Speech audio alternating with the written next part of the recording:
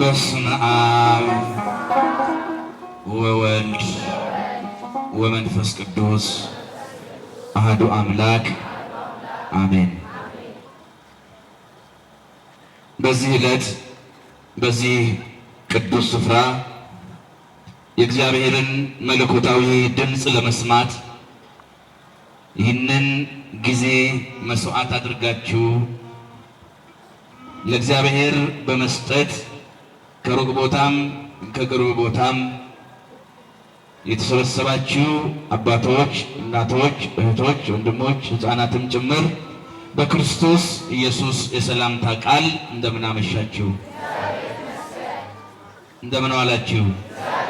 እንደምን ሰነበታችሁ? አሜን።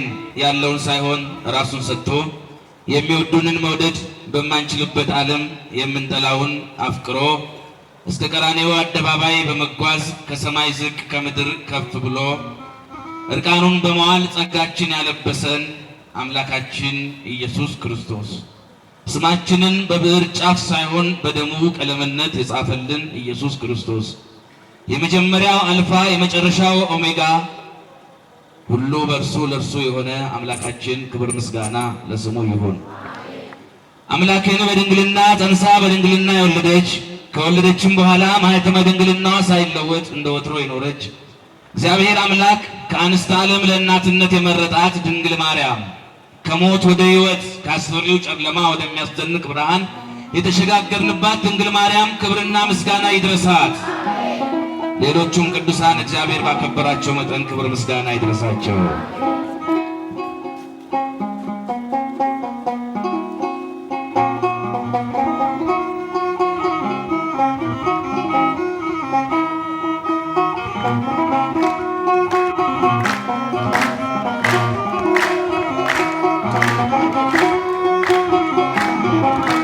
ተዋሕዶ ሃይማኖቴ የጥንት ነሽ እናትና አባቴ ማኅተቤን አልበጥስም ትኖራለች ለዘላለም። ፊቶምና ራምሴን በደም ገንብተናል፣ በመግደል ጽድቅ የለም ሞተን ግን ኖረናል።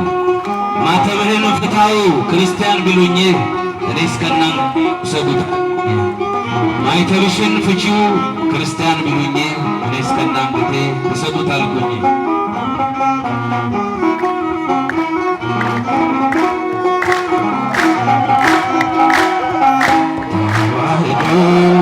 ሃይማኖቴ የጥንት ነሽ የእናትና አባቴ ማኅተቤን አልበጥስም ትኖራለች ለዘላለም።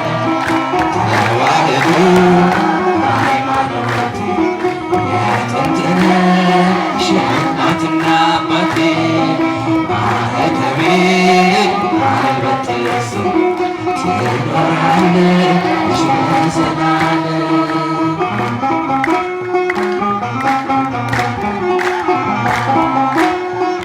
የግብፅን ከተሞች በደም ገንብተናል፣ በመግደል ጽድቅ የለም ሞተን ግን ኖረናል። ማኅተብህን ፍታ ክርስቲያን ቢሉኝ ማኅተብሽን ፍቺው ክርስቲያን ቢሉኝ እኔ እስከናንገቴ ውሰዱት አልኩኝ። ሃይማኖቴ የጥንት ነሽ የእናትና አባቴ ማኅተቤን አልበጥስም ትኖራለች ለዘላለም።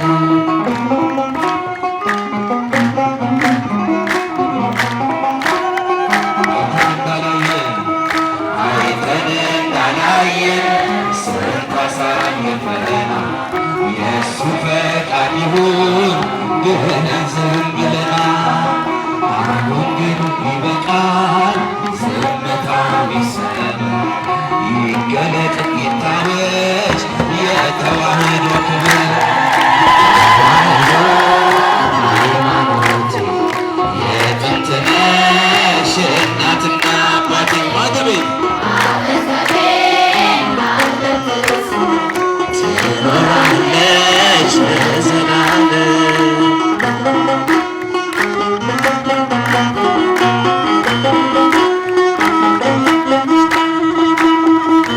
የግብፅን ከተሞች በደም ገንብተናል፣ በመግደል ጽድቅ የለም ሞተን ግን ማኅተብሽን ፍቺው ፈትሺው ቢሉኝ እኔ እስከናንገቴ ውሰዱት አልኩኝ።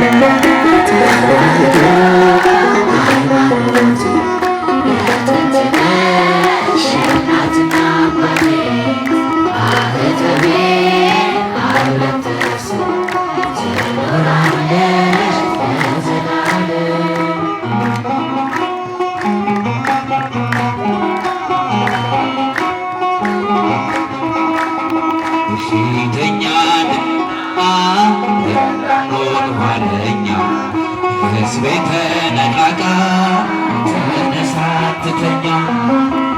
ውሻ እንዳይሆን ጩኸቱ የተዋሕዶ ልጆች አሁን ነው ሰዓቱ። ሃይማኖት የጥንት ነሽ እናትና አባት ማይገቤ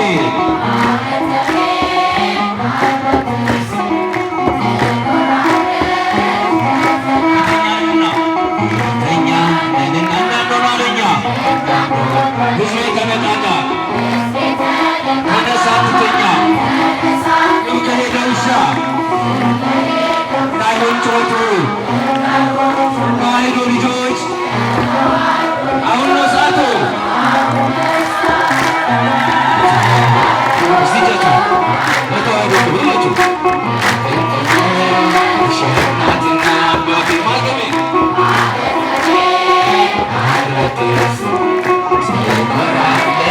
ተዋሕዶ ሃይማኖቴ ተዋሕዶ ሃይማኖቴ የጥንት ነሽ እናትና ማኅተቤን አልበጥስም።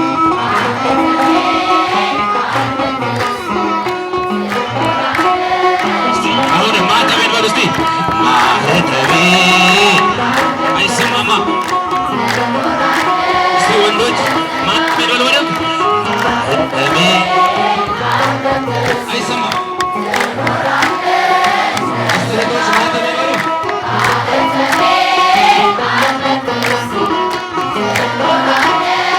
ተከፈታቸው አንድ ላይ ማኅተቤ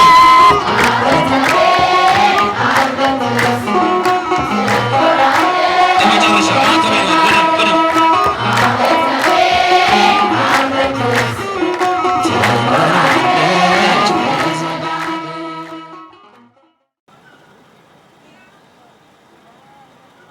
እምለውን ትላላችሁ።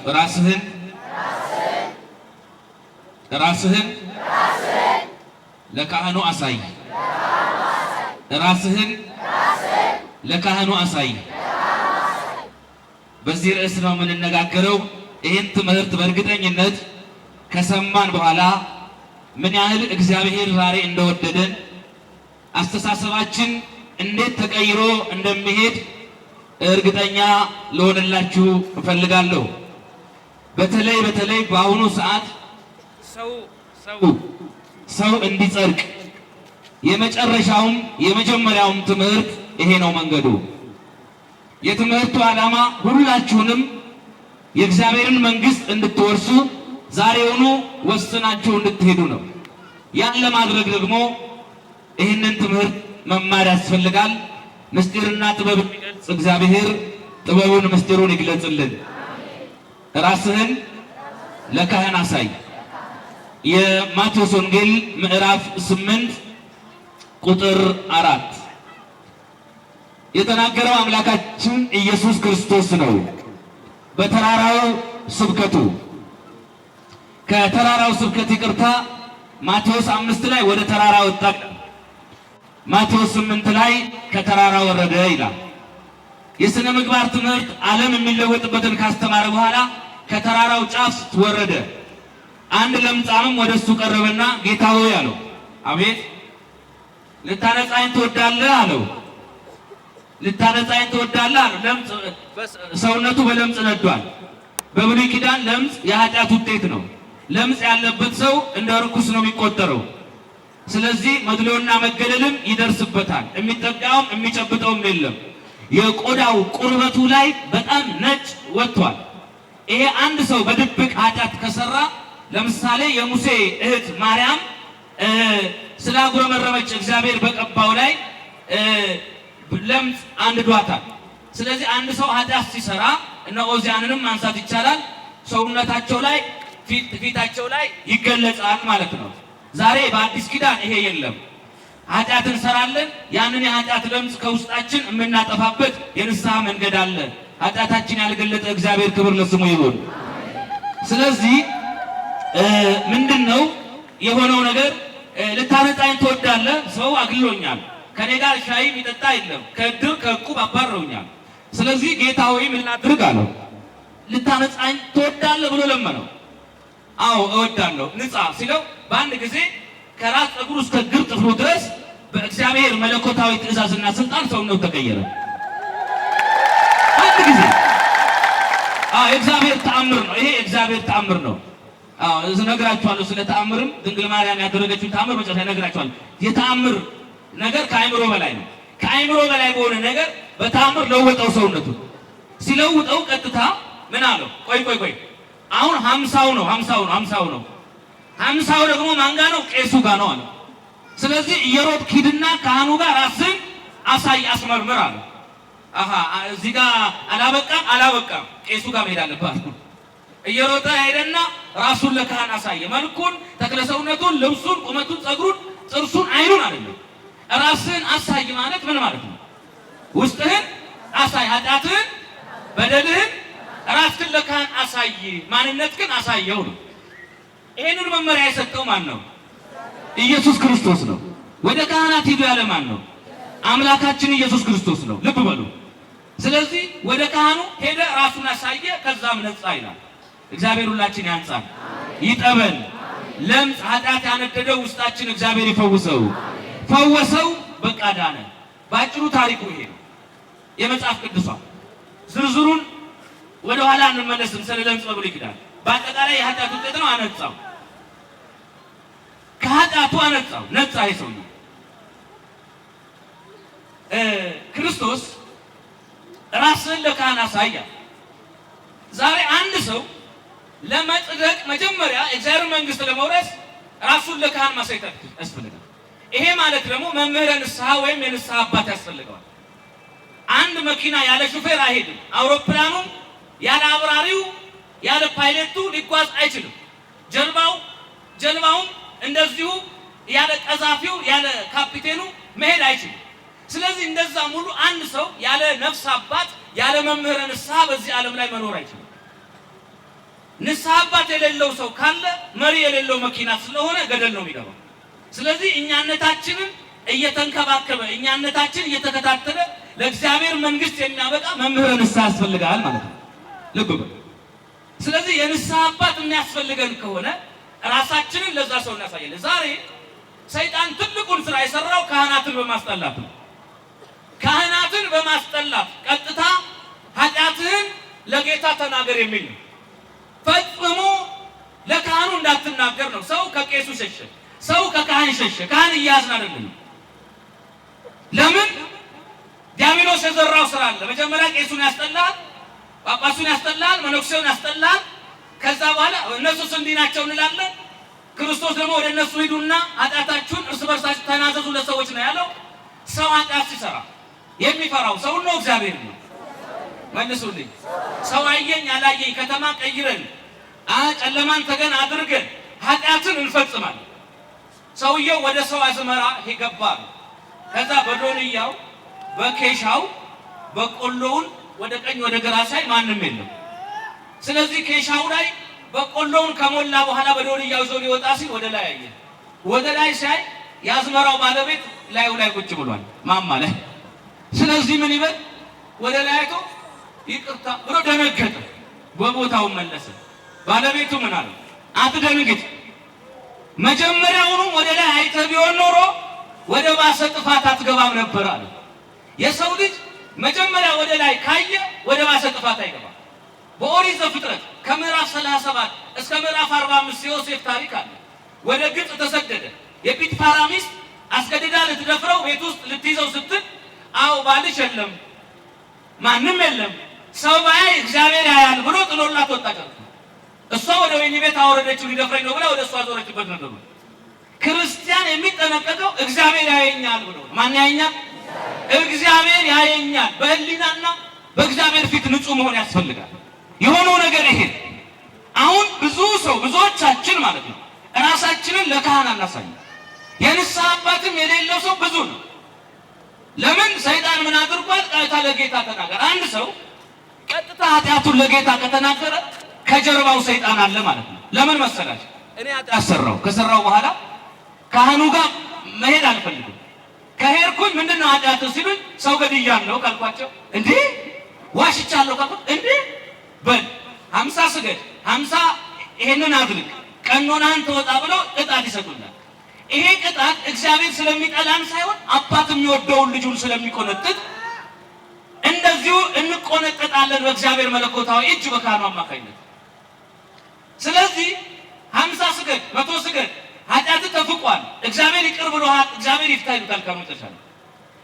እኔ ዛሬ ዋሸው ካልኳቸው ነገም ከዋሸው ካህኑ ጋር ልሄድ ስል ልዋሽ ስል ምን እላለሁ እንዴ ትናንት እንዲህ ብያቸው ቀኖና ተቀቢ አሁንም እየከበደኝ ይመጣል። ያ መዋሸት እሳቸውን ሳስብ እሳቸው ፊት መቅረብ ሳስብ ኃጢአት ማድረግ እየከበደኝ ይመጣል።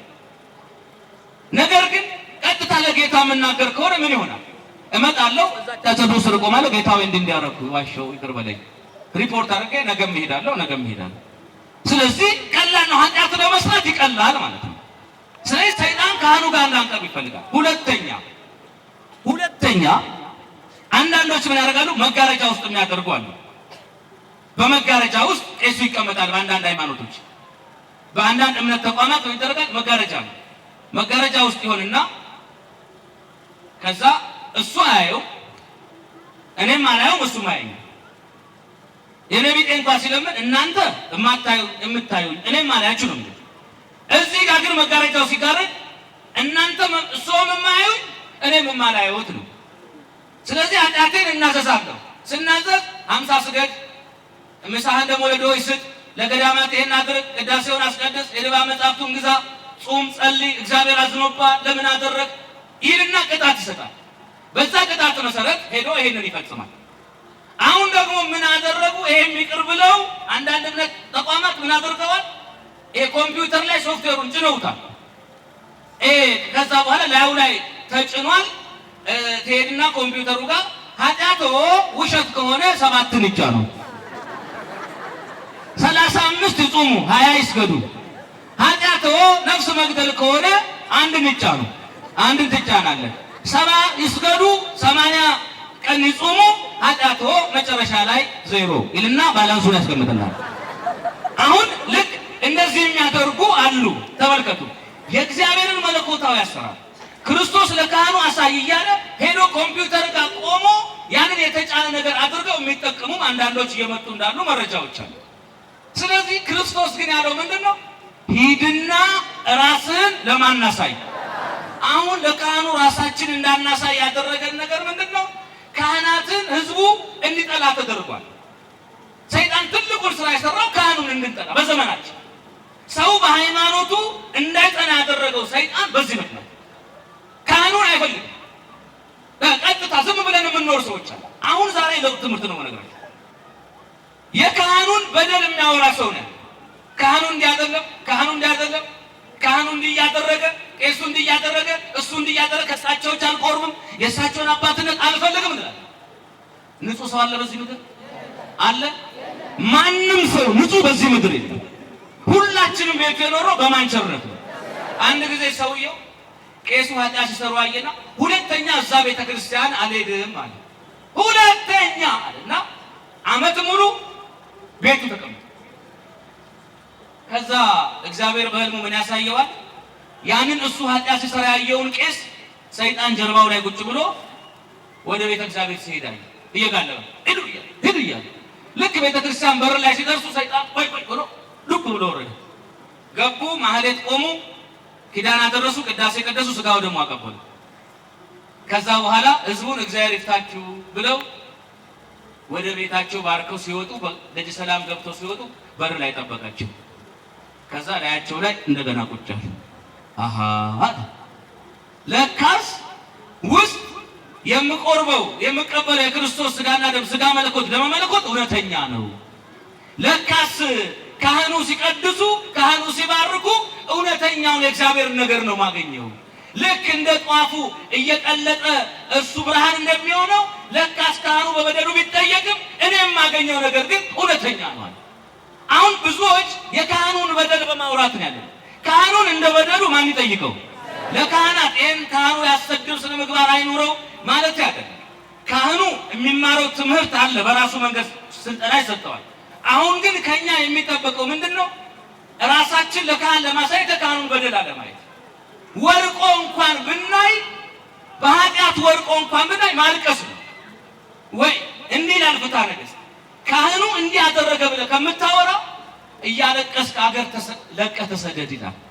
የካህኑን በደል ከምታወራ ለምን እግዚአብሔር ሾሞታል፣ እግዚአብሔር አስቀምጦታል። እግዚአብሔር እስካስቀመጠው ድረስ ስልጣኑ የሱ ሳይሆን የእግዚአብሔር ነው። ለምሳሌ አሜሪካን ሀገር በመሄድ ቀጥታ አንድ ሰው አይሄድም። ባራክ ኦባማ ያስቀመጠው አምባሳደር አለ አሜሪካን ኤምባሲ። እሱ ጋር ገብተን ጥያቄ ስንጠይቅ አሜሪካ መሄድ እፈልጋለሁ ስንል ከዛ በኋላ ቪዛውን ይሰጠናል። መሄድ ትችላለህ ብሎ ፈቃድ፣ በእሱ አማካይነት ትኬት ቆርጠን መሄድ እንችላለን። ይሄ ልክ እንደዚህ ሁሉ ኢየሱስ ክርስቶስ ዋናው ንጉሥ ነው። አምባሳደሮቹ ካህናት ናቸው። ኤምባሲዋ ደግሞ ቤተ ክርስቲያን ነች። ስለዚህ ካህኑ እዚህ ጋር እግዚአብሔር ይፍታ ሲል የእግዚአብሔርን ጉዳይ ነው የሚያስፈጽመው። ያንን የእግዚአብሔርን ጉዳይ የሚያስፈጽመውን ሰው በአግባቡ ልንጠቀምበት ያስፈልጋል። ወርቆ እንኳን ብናይ ግን ማውራት ያስፈልጋል። አሁን ትልቁ ምንድነው መናፍቁ የተጠቀመ ያለው ሰው የካህኑን በደል እንዳይ አውቀውም የሚሰሩት ድራማ አለ። እኔ ቦንጋ የሚባል ሀገር ሄድኩኝና የሰማሁትን ታሪክ ልንገራቸው። ቅዳሜ ምን ያደርጋሉ? መጽሐፍ ቅዱስ ይይዙና ይሰብካሉ። ገበያ ውስጥ የሚሰብኩት ህዝቡን ደግሞ ማተብ የሚያስበጥሱት እንዴት እያደረጉ ነው? ቄሱ አውቆ ከነሱ መሀል ይጠመጥምና ዳዊቱን እዚህ ላይ አድርጎ እንዲህ እየተንገዳገደ እየተፋ እየወደቀ እንዲህ ሲል ያውታል። እየተንገዳገደ እየወደቀ እንደዚህ ይላል። የእናንተ ቄሶች ይሄ ነው አሁን እንደው የሚባርከው የሚያቆርበው፣ ኧረ ተው እያሉ ሰው ብዙ ሰው ወሰዱ። ከዛ ይሄንን የሰንበት ተማሪዎቹ ጎበዞች ናቸው፣ ያጠናሉ። የእነሱ ካህን እንዳልሆነ አውቀው ድራማ እንደሚሰሩ አጠኑና ቅዳሜ ቀን ገበያ መሀል ሄዱ። ከዛ ልክ እንደለመዱት ጠምጥመው እንዲህ እየወደቁ እያሉ እንትን ሲሉ ሄዱና ይዘው አንዳንዴ የሚል አለ ሰው ጥፊም ጥምቀት ነው በጠረባ ብለው ለካ ፊቱ ላይ ቆመዋል እያሉ ሲያሹት እነዛ መጡ ነው ተዋቸው እንጂ ተዋቸው ሲሉ ምን ቸገራቸው የኛ ቄስ አይደለ ረግጠዋል። አንዳንድ ጊዜ ምን አይነት ነገር አለ መሰላችሁ? እራሳቸው እንዲያነት ድራማ ይሰራሉ። አሁን ትልቁ ችግር እኛ ምን ኮሜዲውን አይታችሁ ከሆነ በቄስ ነው የሚቀልደው። እስቲ ወንድ ከሆነ በሌሎች ይቀልድ ይመጡ ወደታለ ገጀራ ይሰው የኛ ግን ይሄው ቁጭልና አይቶ መምረ ይላል። እኛ ደግሞ 3 ጠርሙስ አረቄና 5 ሆዳ ኮካ አቀረበ እርቅ አልፈጽምም ብሎ ቀበቷቸውን እያላሉ እንደሚበሉ ሆዳም አድርጎ ይስላቸዋል። ስለዚህ እነዚህ ሰዎች ጋር ሰው እንዴት ነው ይስል? ዘፈኑን ስታዩት አስደግመሽብኝ መምረ ያለቃ በዘይነ ሳርቅጠሉ ሁሉ መሰለኝ አንቺን እያለ የቄሱን ስም የሚያጠፋ ነው ያለው።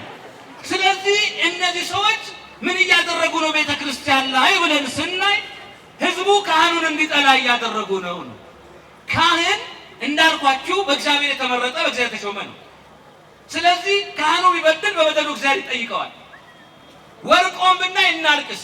2 ገዳማውያን አባቶች ከገጠር መጡ። ጨው ነው ገዳም የሌለው ጨው ሊገዙ መጡ። እዚህ ጨው በረንዳ ከዛ ገዙና አደሩ። ለካስ አንዱ ማታ ወድቋል፣ ከሴት ጋር አደረ። ጠዋት ሲነጋ ያኛ ወንድሙ ና ገዳማችን እንሄድ ሲለው አይ እኔ አልሄድም። ምን ነው እኔ አልሄድም። አንተ ሂድ። እንዴት? ቆሽሼ በኃጢአት ወድቄ አደርኩ እኮ አደፍኩ አለ። እንዴት? ከሴት ጋር አደረ። ውይ ከስንት ሴት ጋር? እሱማ ከአንድ። ውይ አንተ ከአንድ ትላለህ? እኔ ያለው አይደል ከ10 ሴት ጋር አደርኩት አለ። አውቆ እኮ ነው ያኛው ተስፋ የሚያቆርጥ ነው። ተስፋ የሚያቆርጥ እኮ ነው። እኛ ብንሆንስ እቺ ቤተክርስቲያን አሰደብካት አንተ ወራዳ፣ እንደው ከአንተ ጋር ምን ቀን እንደተዋወቅ ያ ሰው የበለጠ ተስፋ እንዲቆርጥ ነው የምናደርገው። እኔ እብሳለሁ እኔ ከ10 ጋር ያደርኩት ሲለው አሃ ለካ ከኔም የባሰ በ9 ይበልጠኛል አለና ተጽናና። የኔ አንድ እሱ 10 አለና ተጽናና። እና ምንና ንስሐ ብንገባ እግዚአብሔር ይቅር ይላል። ከዛ ንስሐ ገብተው ሲሰግዱ በቃ ሲሰግዱ አይዞህ በርታ እግዚአብሔር ይቅር ይላል ያለ ሲሰግዱ ደምና እያደረጉ ሲሰግዱ እግዚአብሔር ተገለጠ። ስማ ስለበደልከው ስለ አንተ ብዬ ሳይሆን ምንም ኃጢአት ሳይኖርበት ሳይበድል አንተን ለማዳን መከራ ስለሚያይ ወንድም ስል ይቅር ብዬሃለሁ አለ።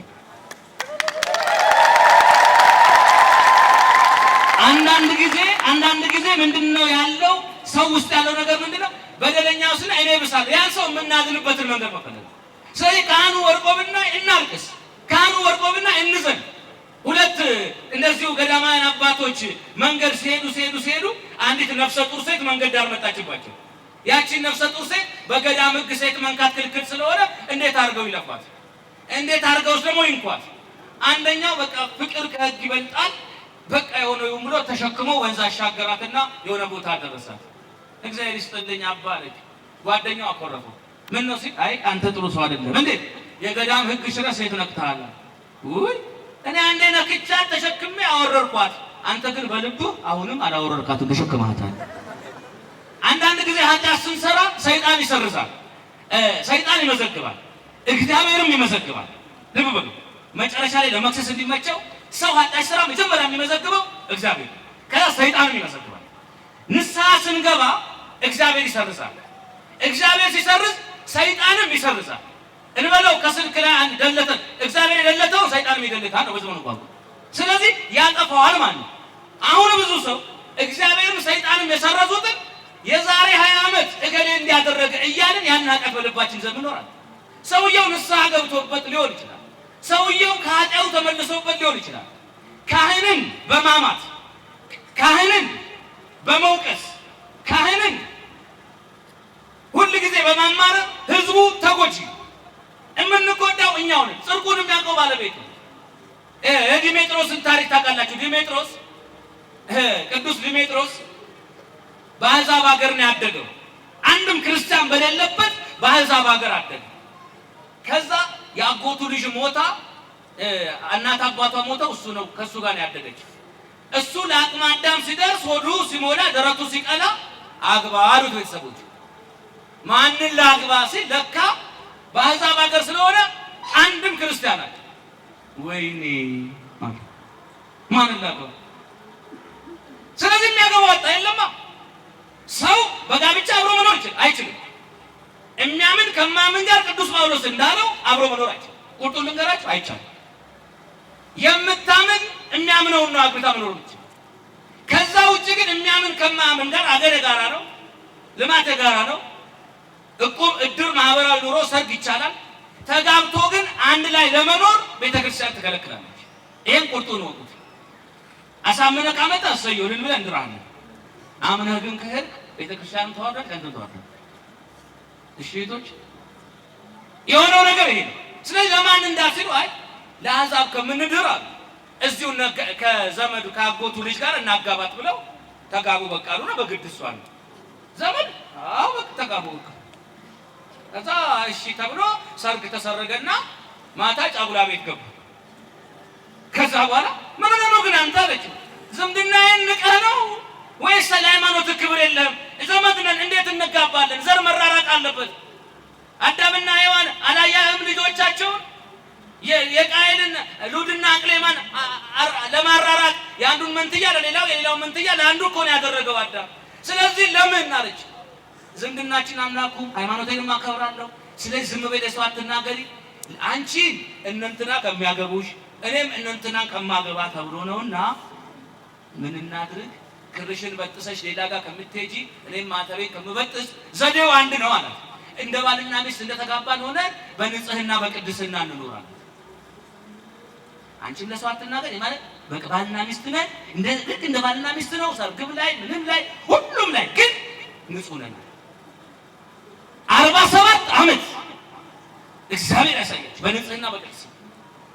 ቅዱስ ሚካኤል መጥቶ በክንፉ እየጋረዳቸው ጧት በመስኮት ወጥቶ ሲሄድ ይታይ ነበር። በቅተው ሰው በእግዚአብሔር ፊት ነው ንጹህ መሆን ያለበት።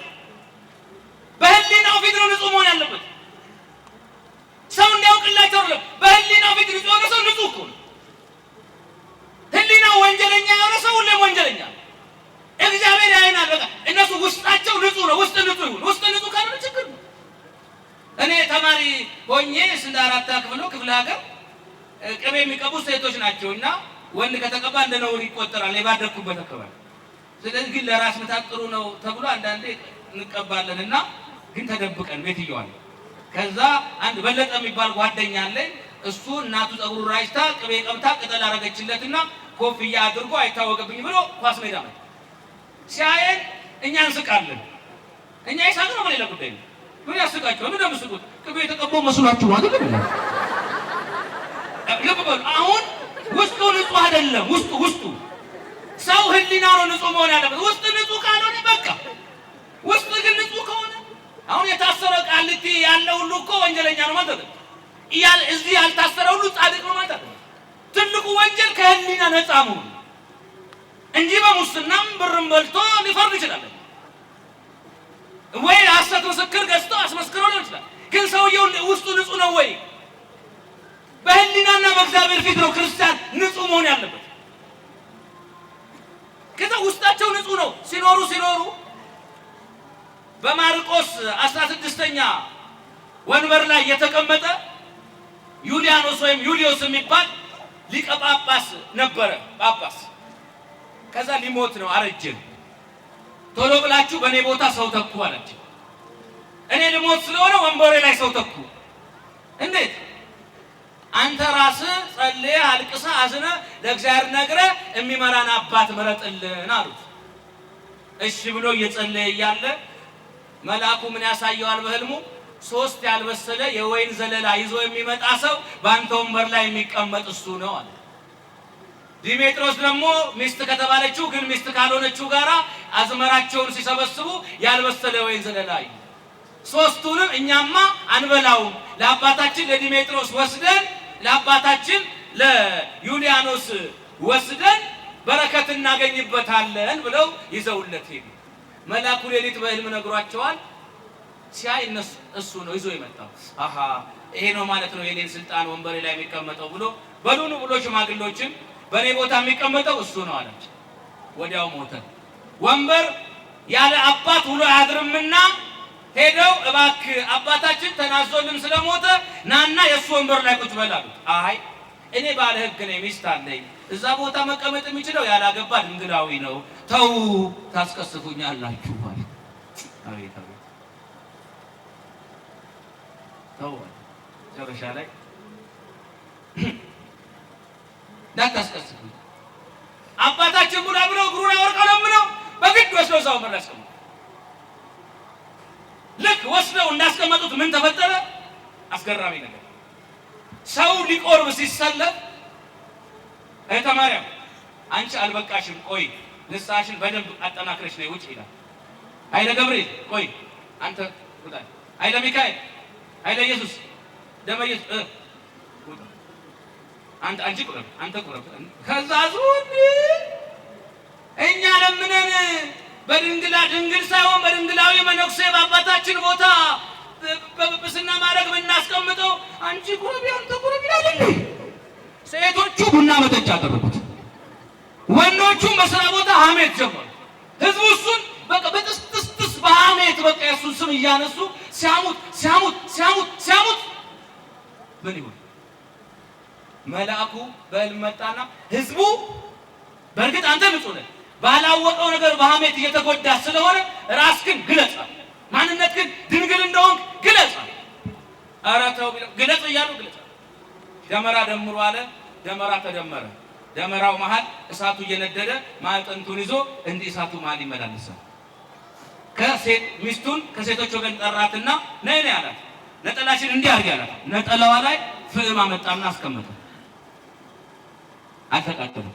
በነጠላዋ ላይ እንዴ ምንድነው ጉዱ? አሰው አረኛ ከአይምሯችን በላይ ነው ጉዱ ምንድነው? ንገረን አሉት። ነገሩ እንዲህ ነው። እኔ እሾምበት እከብርበት ከእናንተ ክብር ውዳሴ ፈልጌ አይደለም። መልአኩ ግን ህዝቡ በሐሜት በማያውቀው የተጎዳ ስለሆነ ራስህን ግለጥ ብሎኝ ነው።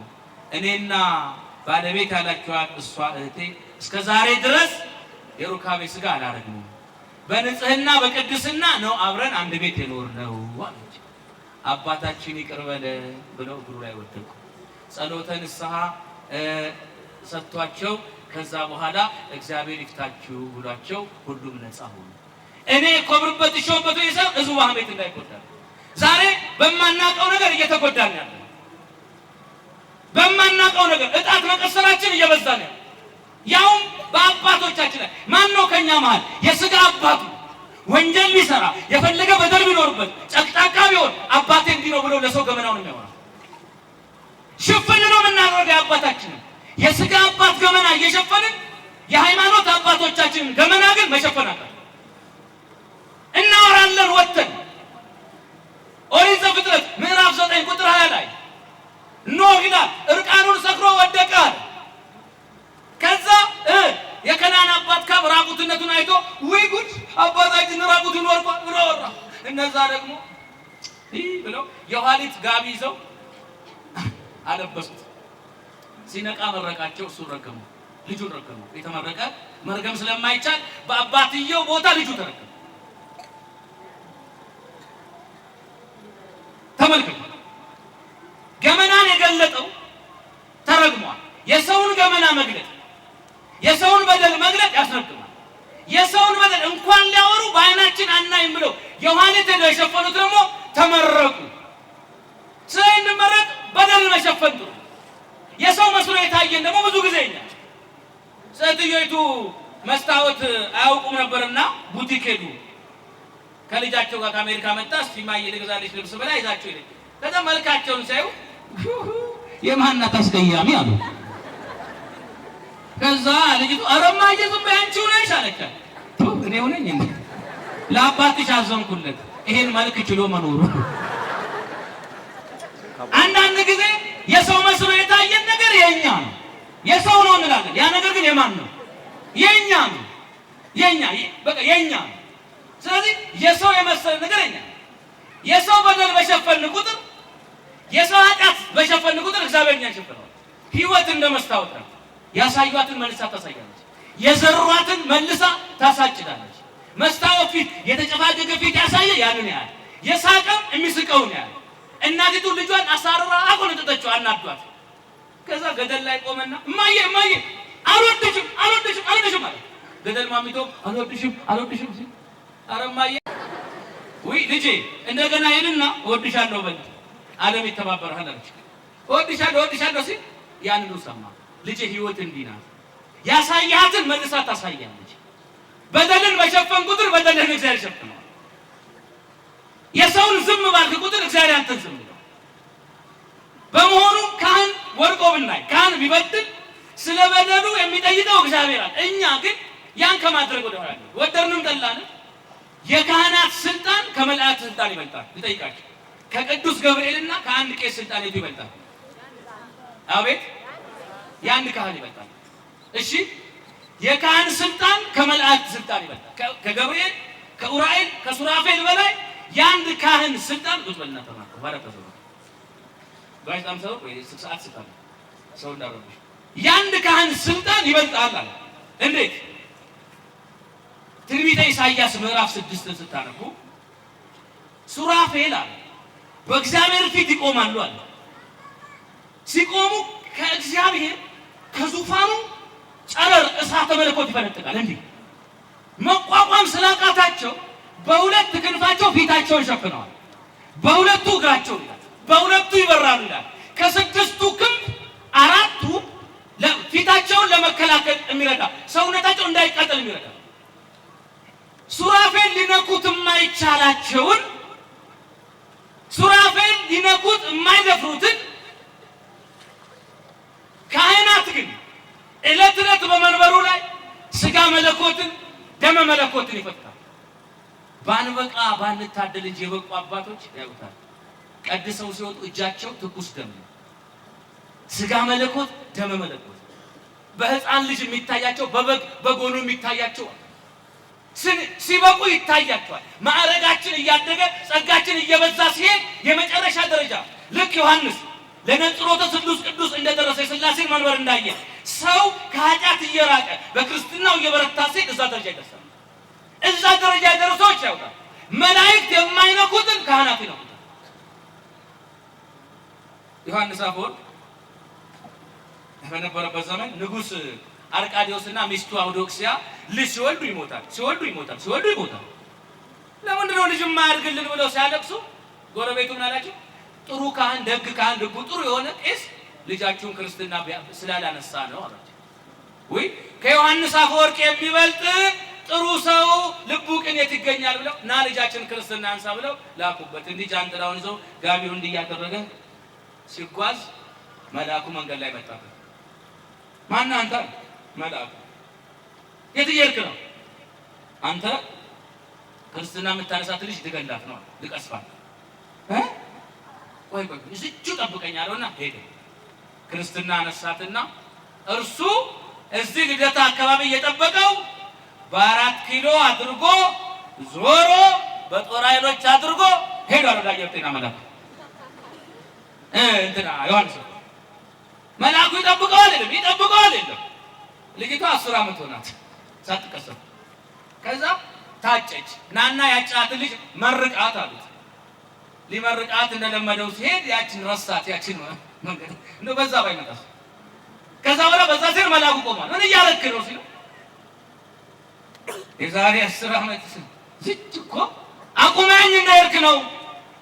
እዚቹ አንተ አቁም። የካህን ስልጣን ከባድ ነው። ስለዚህ አስረኛል ካልፈታኝ መሄድ አልችልም። በልፈትቻለሁ ሂዳል። ሄዶ ቀሰፋት። ሲደርሱ ዮሐንስ አፈወርቅ የተለቀሰ ነው ቤት። ነገሩ ከእግዚአብሔር መጥቷልና ተው ተጽናኑ ብሎ አረጋጋቸው።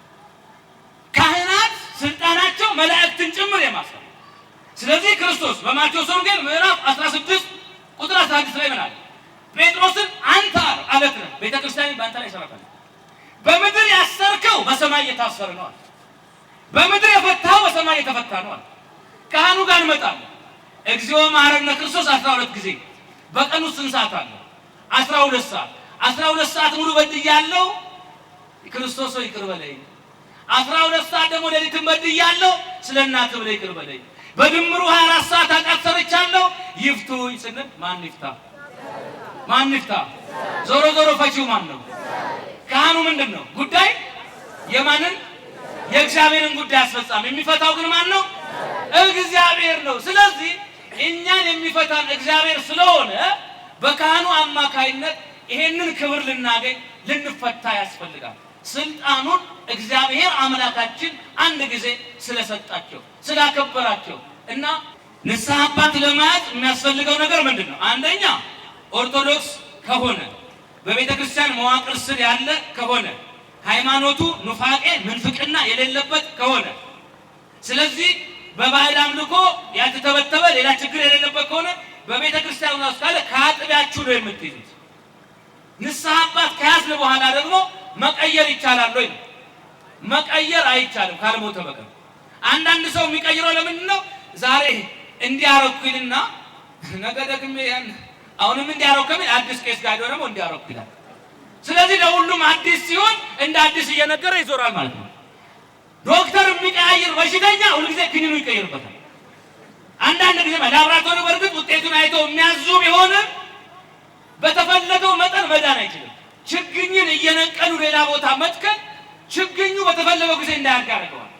ነገር ግን አንድ አባት ብቻ ከሆነ የምህረታብ ደካማ ጎኑ ይሄ ነው፣ ጠንካራ ጎኑ ይሄ ነው የሚለውን ስለሚያውቁ እያበረቱኝ ወደ እግዚአብሔር መንግስት ይዘው ይገባሉ ማለት። ስለዚህ የምንይዘው ደግሞ ባለንበት አጥቢያ ባለንበት ቤተክርስቲያን ስር እንይዛለን። መቀየር የምንችለው መቼ ነው? አንድ ከሞተ፣ ሁለት አገር ጥሎ ከተሰደደ እኛን መንፈሳዊ ክትትል ማድረግ ስለማይችል ምንም አማራጭ የለንም። በዚህ ምክንያት ይያዝ። ስለዚህ አንድ ሰው በደሉን ኃጢአቱን ለካህኑ መናገር አለበት። ካህን ላይ ያላችሁን አመለካከት እግዚአብሔር በመረጠው ላይ እግዚአብሔር በሾመው ላይ እጅን ማንሳት አይገባምና ሁላችንም መምህረ ንስሐ ሊኖረን ያስፈልጋል። ይህን ልናደርግ እግዚአብሔር ይርዳን። ቀጣይ ነጥቦች አሉ። እነዚህን ነጥቦች ደግሞ ሌላ ጊዜ እናያለን። ስለዚህ ራሳችንን ለማን እናሳይ? አቤት። ዞሮ ዞሮ አሁን የመጣነው ለምን? ለመስበክ። የኔ መስበክ የእናንተ መስበክ ዓላማው ምንድን ነው? የማንን መንግስት መውረስ? የእግዚአብሔርን መንግስት መውረስ። ምህረተአብ ሰብኮ ራሱን ለካህን ካላሳየ አይጸድቅም። እናንተም ተሰብካችሁ ይሄን ካያደርጋችሁ ዓላማው አይታወቅም። የክርስትና ግቡ መስበክና መሰበክ ሳይሆን መጨረሻ ላይ ራስን ለካህን አሳይቶ መቁረብ። ሰው ተሰባሪ ነው። ጊዜው አሁን መጥፎ ደረጃ ላይ ያለ ነው። ሁኔታው ሰው እየሞተ ነው። ድሮ እንኳን አሁን የሚያሳስበን ኤችአይቪ በሽታ ነበር። እሱ ቀለል እያለ ትንሽ እንደው ደህና እየሆነ እየጠፋ ሲመጣ ደግሞ ይሄው ኢቦላ ደግሞ መጣ። እና ልጆች እያለቀሱ አባታቸውን እንኳን መቅበር እስከማይችሉ ድረስ ሩቅ ሆነው እያዩ በትንፋሽ በመጨባበጥ ምን አይነት መዓት ዓለማችን ላይ እንደመጣ እኛ ጋር ቢገባ እንደው ነው ምን ሆነ? ማስቀደስ ሊቀር ነው? መስከር ሊቀር ነው? ጉዞ ሊቀር ነው? ስለዚህ ጊዜው የምንልበት ሰዓት አሁን ነው። ስለ ኃጢአታችን ንስሐ እየገባን ወደ እግዚአብሔር እየቀረብ ማረኝ ማረኝ ማለት ያስፈልጋል። ዓለም እየጠፋች ነው። ግብረ ሰዶማውያን ዓለምን አጥለቅልቀዋታል። ወንድ ለወንድ በሰርግ እየተጋባ ነው። ኢትዮጵያ ውስጥም ያው በሕገ መንግስቱ ይጸድቅልን ብለው እንቅስቃሴ እያደረጉ ነው። ከተማችን ቅድስት ሀገር ኢትዮጵያ እየረከሰች ነው። ሁኔታዎች ወዴት እያመሩ ነው? እሳት ከሰማይ ያወረደው ኃጢአት፣ ሰዶምና ገሞራን ያጠፋው ኃጢአት አገራችን ውስጥ መጥቷል በሚያሳዝን ሁኔታ። ስለዚህ ሌላ ዓለም ያወገዘው እንስሳት እንኳን የማያደርጉትን ወንዱ ሴቷን በሚፈልግበት እንስትና ተባታይ ሆኖ በሚፈላለጉበት ሰው ራሱን ለማይረባ አይብሮ አሳልፎ ሰጠ። ስለዚህ ጊዜው አሁን ወደ እግዚአብሔር መቅረብ ያስፈልጋል። ሰው ተሰባሪ ነው። እግዚአብሔር ከሰው ልጆች ሁለት ነገር ደብቋል። አንደኛ የሚመጣበትን ቀን አናውቅም። ክርስቶስ የሚመጣበትን ቀን ማንም አያውቅም። የሰማይ መላእክትም ቢሆኑ አያውቁም። ምስጢር ነው። ነገ ሊሆን ይችላል፣ የዛሬ ወር ሊሆን ይችላል፣ የዛሬ ሳምንት ሊሆን ይችላል። ክርስቶስ የሚመጣበት ዘመን ምልክቱ ግን አለ፣ የተቃረበ ነው። ቀኑን ግን አናውቅም። ቀኑ ቢነገረን ኖሮ የዛሬ ዓመት እሁድ ከቀኑ 7 ሰዓት ላይ ክርስቶስ 6 ሰዓት ይመጣል ቢባል ስራ የሚሰራ አይደለም። ኢንዱስትሪ ይቆማል። ቻይናም ጓዛን ጠቅልላ አገር ቤት ትገባለች። የባቡር ሀዲድ አትዘረጋ። ምን አለፋል? ዓለም ልታልፍ ነው። ህንፃ ግንባታ የለም፣ መሬት መመራት የለም፣ 40-60 ኮንዶሚኒየም የታወጣ የለም። ምን አስጨነቀ? ልትሄድ ነው ወርሻል። ስለወደሻል ነው ስለምትሄድ ያበቃል። ሁሉም ነገር ይቆማል። ለምን ትማራለህ? 5 ዓመት ዲግሪ የዛሬ ዓመት ክርስቶስ ከመጣ ምን ያደርግልሃል? 4 በቃ። ስለዚህ አናውቅም። ግን ደስ የሚለው እንደ እንትን በሬ ቢላው የተሳለ እሱ ጭድ ይበላል። እሱ ኖራለሁ እያለ ብትበላ አስበላ ምን ይጠቅምሃል? ገብታችሁ።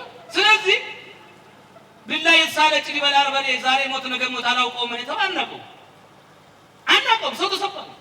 ያቺን ቀን ደበቃት እግዚአብሔር። ሁለተኛ የምንሞትባትን ቀን አናውቅም። ብናቅ ኖሮ ቢነገራቸው አሁን ይፈልጋል ያበዳል። ማን ተይፋድር ነበር?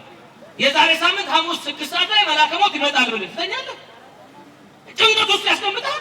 የኔ ሳጥን እያሰብክ ጉድጓዱን እያሰብክ እንዴት እንደሚለቀስ እያሰብክ ስንት ሰዓት ላይ ነው እነማናችሁ ማለት ያ የመቃብር የሙታ መንደር እንዴት ተኛ? ደግሞ ዘመን ሲቀየር እንኳን ደረሰ ማን ይባባል? ስንት ቀረሽ? ስንት ቀረህ? የኔ እንኳን አንተ ልጅ እንዲህ ነበር የምንኖረው። እግዚአብሔር ግን ያችን ነገር ድብቅ ሽሽግ በቃ የምንሞትበት ቃና። ስለዚህ ጊዜው አሁን ነው። ራስህን ለካህናት ሰዓቱ አሁን ነው። ወገኖቼ እንቁረብ፣ ንስሐ ግቡ። አሁን እኔ ሁሉ ሰው መጣ፣ ደስ አለኝ። የዓይን ረሃብ የጠፋ እግዚአብሔር ብዙ ሰው መጣለት። ክርስቶስ ብዙ ሰው መጣለት። የሚድን ሰው፣ የሚጸድቅ ሰው። ግን ውጤቱን ማየት አለብን። ምን ያህሉ ተለወጠ? ከዚህ ውስጥ ከመጣችሁ ወስኖ የሚሄድ ሰው እግዚአብሔር ይፈልጋል። የሚቆርብ ሰው እግዚአብሔር ይፈልጋል። ራሱን ለካህን የሚያሳይ ንጹሕ ሆኖ ተዘጋጅቶ መቀመጥ፣ ከዛ መሄድ። ሐዋርያው ቅዱስ ጳውሎስ እየሰበከ እንደኔ ክርስቶስ ልጥራውና ጠራዋል። ቆይ አይቶ ይመለስ ብሎ ለጉብኝት ወሰደ። ሄደና ያቺን ሀገር ሲያይ እንዴት እንደምታው ክርስቶስ አምላኬ ምን አድርጌ ነው እስካሁን እዛ ያቆየኝ? እዛ ስጨነቅ እዛ ወይ ለኑሮ ለስደት ስደክም ቤት ሰራ ሳንት ወሬስ መራ እንዲስ ጌታ ሆይ እኔ እስከ ዛሬ ተጨነቅኩት ይሄን ስላላየው ነው። እባክህ እዚሁ ልቅ ትሄዳለህ። አልሄድም። ውረድ። አልወርድም። ማን ያሳየኛል? ከዛ እንደምን ሂድ ትንሽ አስተምር ዞና መጣ።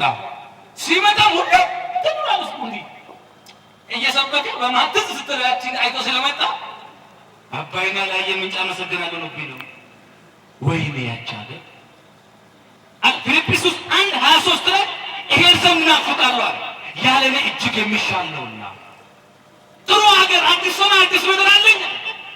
እዛ ጉበት የለም፣ ጨጓራ ኩላሊት ደከመ የለም፣ ራስ ምታት ወባ ሆስፒታል መተኛ፣ ይሄ መሬት መመራት፣ ይሄ ለዚህ ዓለም መድከም፣ ይሄ ስራ አጥነት፣ ይሄ ትራንስፖርት ችግር ምንም ነገር የለም ማለት ያቺ አገር ለኔ ጥሩ ናት። እግዚአብሔር ሆይ ያቺን አገር አሳየኛል። ከዛ በሮም አደባባይ ሊገሉት ሰይፍ ሲያነሱ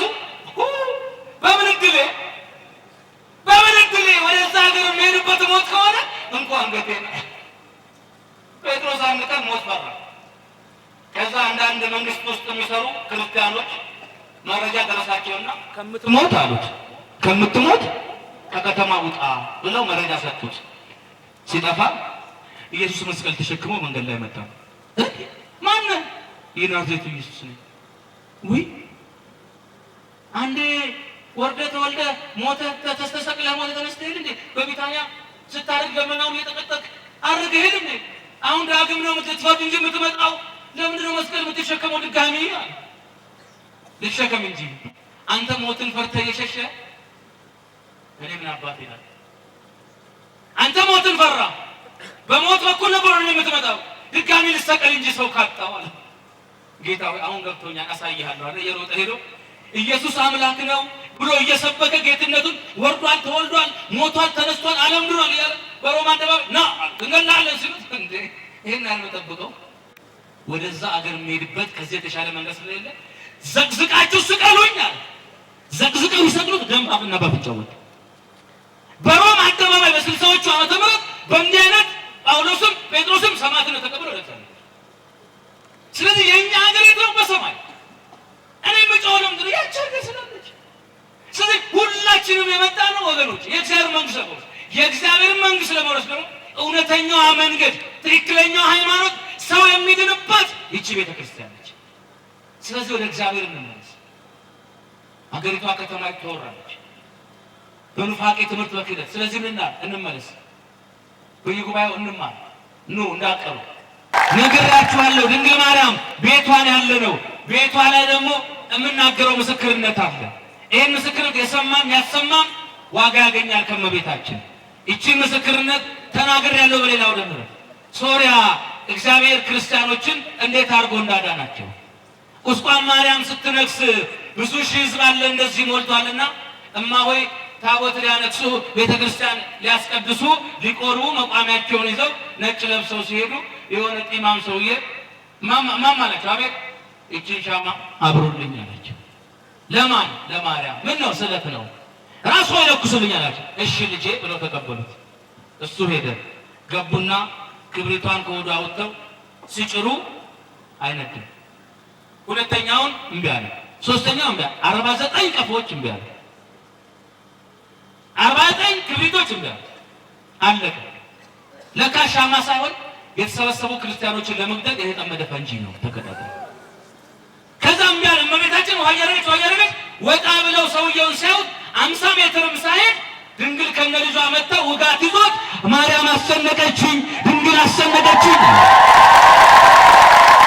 ወዲያው ነፍሱ ከስጋው ተለየች። በድንግል ማርያም ታምር ያ ሁሉ ሰው ዳነ። ክብር ለእመቤታችን። በመስታወት የተሰራ ቤት ውስጥ ያለ ሰው ድንጋይ መወርወር የለበትም፣ ራሱን መልሶ ስለሚያጠፋው። በኖህ መርከብ ውስጥ አይታችሁ ከሆነ አንበሳ ነበረ። አንበሳ ላምን እያየ ስጋ ቢያምረው ኖህ አንስቶ ወደ እዛ ይጥለኛል ወደ ውሃ አልበላም ማለት። ነብር ደግሞ ፍየል ከፊቱ እንዲህ እየተንቀባረረች ዝም፣ እሷን ደግሞ አንቀጠጣ ነው ደግሞ አንስቶ ይወረውረዋል። ስለዚህ እንዳልሞት እሷን አልነካም ማለት። ርግቢቱ አፏን ሄደችና ዘንዶ አፉን ከፍቷል። ሄደችና እየበረች ዘንዶ አፍ ውስጥ ገባች። ኧረ ግቢ ምግብ መጥቶለት ኧረ ግቢ አልነካሽም። እናቴ መቻቻል ሲባል ሰምቻለሁ። የኖህ እንትን ነውና ግቢ አላት። እንደምንም ብላ ገባች። ኧረ ሌላም ካለ መታጠቢያ ሻወር ባኛው ቤት አለ ወደ ገቢ አላት። መንገዷ ውስጥ ገባች። እንቁላል ጣል ኧረ ያቺው ነው አላት። ፈለፈለች። ራሷ በራቱ ጠምራ እንዳለ ፈልፍላ ወጣች። ተመልከቱ። አንዱ ገነቃ መኖር አይችልም። ስለዚህ እዚች ሀገር ስንኖር እኛም የሰው አንነካ፣ ሰውም ደግሞ እኛን አይንካ። ይሄ ነው ትርጉሙ። የመጨረሻ ተሳሳት። ስለዚህ በዛ ሀገር ላይ እመቤታችን ተአምር ሰርታ የቤተ ክርስቲያን ጠላቶችን መለሰች። አሁን ዲያብሎስን ትጣልልን። ቁጥር 2 የማርያም ተአምር። ይሄ ደግሞ ይገርማል። ሰውየው ማርያም ቤተ ክርስቲያን ሄዶ አያውቅም፣ እዛው ሶሪያ። ከዛ በኋላ ማርያም ጋር ሄዶ አያውቅም። ሹፌሩ ተከራየው፣ መኪናው ተከራየውና ሹፌሩ ይዞት ሄደ። እንደ ልክ ዛሬ ላዳ ታክሲ እንደምንከራ ኮንትራት ያዘና ማርያም ቤተ ክርስቲያን ሹፌሩ ወሰደ። ወይ ማርያምዬ ልጅ የለኝም ሚስት አግብቼ ልጅ ከሰጠሽ የዛሬ ዓመት $800,000 አመጣለሁ። ይዞ የመጣው ካንቺን አገናኘን ሹፌር ደግሞ ኑሮው እንዲሻሻል እንዲጠገን $20,000 ሰጣለሁ። ተስሎ ገባ። ድንግል ማርያም በምልጃዋ ልጅ ሰጠችው። ልጁን ታቀፈና ስልክ ደወለ። የዛሬ ዓመት የተሳልነው ረሳኸው? ና የማርያምን 800,000 እና ያንተን 20,000 ልስጥ። የእሷን እንሰጣለን ያንተን እንሰጣለን። መኪና እንዘና። እሺ ብሎ መጣ። ሲመጣ ብቻውን አይደለም 4 ጠብደል ደም የጠማው ጎረምሳ ከኋላችን ነው መጣ።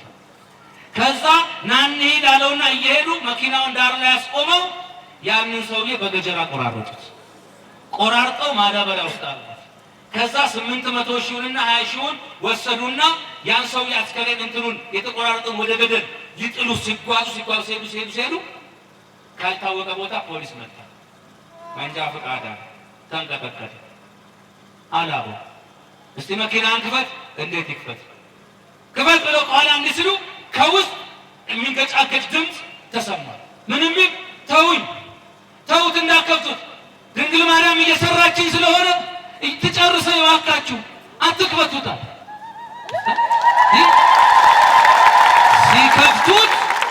ሲከፍቱት ሰውየው እንኳን ሊሞት ጭረት እንኳን የለችም። እንዳታስሩትን ሰው ማርያምን እንዳያደረገኝ እሱ ነውና ተውት። ይሄ 20,000 እሱ ነው። የማርያምን እጅ ልስጣት ብሎ የሄደ ሰጠ። ይሄ ወደ አውደ ምሕረት በምስክርነት ያኛው ወደ ወይኒ ቤት በውርደት ገባ። ተአምረ ማርያም በዘመናችን አንድ ዝማሬ እንዘምራለን አለን እያል ከዛ ኤርምያ ይዘምራል። እንዳቱ ጸሎት ዘግተን ነው የምንወጣው። አንድ ላይ የዘመር እንድንወጣ ነው የሚያስር። ቁጭ ብለው አትነሱ። ቁጭ ባላችሁበት አለን እያል እንዘምርና ጸሎት ተዘግቶ እግዚአብሔር ይፍታችሁ ተብለን ተባርከን ነው የምንሄደው። እንዳትወጡ ቁጭ በሉላችሁ። ኃያል አንተ ኃያል ደግሞ መልአከ ገብርኤል ይውደቅ ይሸነፍ ጠላት አንተ ተራዳን በእውነት ይውደቅ ይሸነፍ ጠላት አንተ ተራዳን በእውነት ኃያል አንተ ኃያል በጃች ደግሞ መልአከ ገብርኤል ኃያል አንተ ኃያል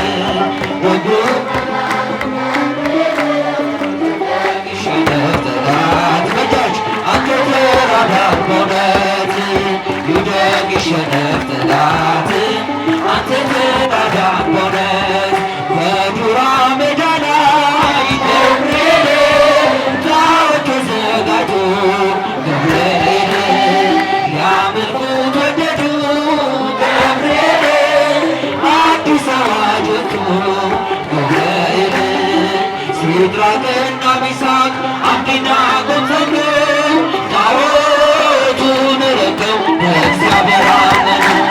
ኃያል አንተ ኃያል እስረኞች ደግሞ መልአከ ገብርኤል ኃያል አንተ ኃያል ደግሞ መልአከ ገብርኤል ይውደቅ ይሸነፍ ጠላት በእጆች ነገ ቅዱስ ገብርኤል አመስግኑት። ይውደቅ ይሸነፍ አንተ ተራዳን በእውነት ከቶኑ ስር ነው ገብርኤል ዝማሬ ተመሎ ገብርኤል ገፍተው ጣሏቸው ገብርኤል ከእሳቱ ሲበሉ ገብርኤል አልተቃጠለችም የራሳቸው ፍቅር አዩ መኳንንቱ የእግዚአብሔር